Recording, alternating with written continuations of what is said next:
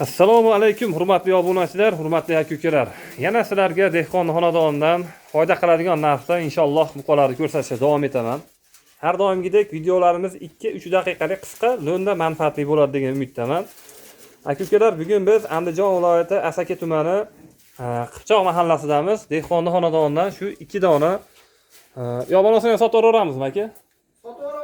Qo'yingki, bunisini ham sotib yuboramiz aka, agar yaxshi xaridor bo'ladigan bo'lsa. Bu unchalik nima emas, lekin asosan mana shu ikkitasini sotishimiz zarur ekan hozir. Pul zarur joydan video qilyapman. Bizning kanalda xudo xolasa oxirgi paytda qo'ygan buqalarimizni deyarli aksariyati ko'p qismi 1 kun, 1,5 kun ichida sotilib ketyapti. Sababi narxlar insof bilan yaxshi, hali olgan odam foyda qiladigan darajada qo'yilyapti. Xudo xolasa bu safar ham shunaqa bo'ladi degan umiddaman. Aka-ukalar, 2 dona shunaqa qora rangda Qirg'iziston parodasiga mansub bo'lgan 2 ta buqa bor. Bo'ylarini aytib o'tadigan bo'lsak, shunisi 1.25 plus kelsa kerak. Taxminan o'lchab ko'rmadim. Mana bunisi 1.30 plusda keladi. 1.30 dan ham ehtimol ozroq balandroq kelsa kerak. Ozroq bo'ydorroq ekan bu mol. Biroz joyimiz tor, shuning uchun imkoniyat darajasida hali qo'ldan kelgancha video qilib beraman aka-ukalar. Xato kamchiliklarga rozi bo'lasizlar. Sababi joy torligi, buqalar zich turganligi shunga majbur qilyapti odamni.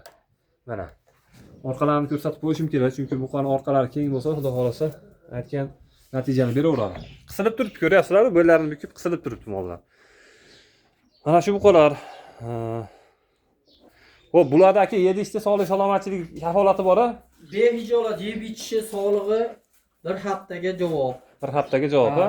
Hamma yo'g'i yeb ichib turgan mollar. Emlamalari bo'lgan. Xudo xolasa hamma tomondan muammosi yo'q ekan. Kunjara, kepak yeb turibdi hammasini. Kunjara, kepaklar yeb turgan yaxshi mol, ishtahalari hamma yo'g'i joyida. Molingiz aka go'shtga tayyor ekan, to'g'risi, semiz ekan. Men o'sha holatini oldidan o'tib ko'rdim, hozir oldidan o'tib ko'rsataman aka-ukalar. Mana akalar, buqalarni oldidan ko'rinishi. Xudo xolasa ishtahalariga gap bo'lishi mumkin emas, yaxshi edi ekan buqalar mana. Mana shu aytayotgan semiz buqamizning holati mana. Mana shu holatda. Mana bo'yinlarini ko'rib turibsizlar, yaxshi bo'yinli. Xudo xolasa foyda qiladi, inshaalloh foyda qiladi olgan narxlarga. Aka, keling endi pullarni yaqin qo'yaylik, dangal aytib, xudo xolasa cho'zish ma'nosi yo'q-da videoda. Men kanalingiz obunachisiman. Hop. Ikkoviga qora Qirg'iziston parodaga. Hop. 64 million jicha xayri bor.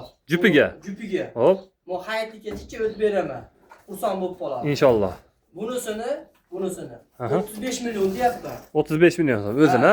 Jicha xayri bor bu. Aka-ukalar, mashina ham o'sha video davomida akamiz qaror qilib qolib chekida sotib yuboraman deyapti. Kelib ko'raversa, kimgadir ma'qul kelsa, lekin boqadigan bunisini.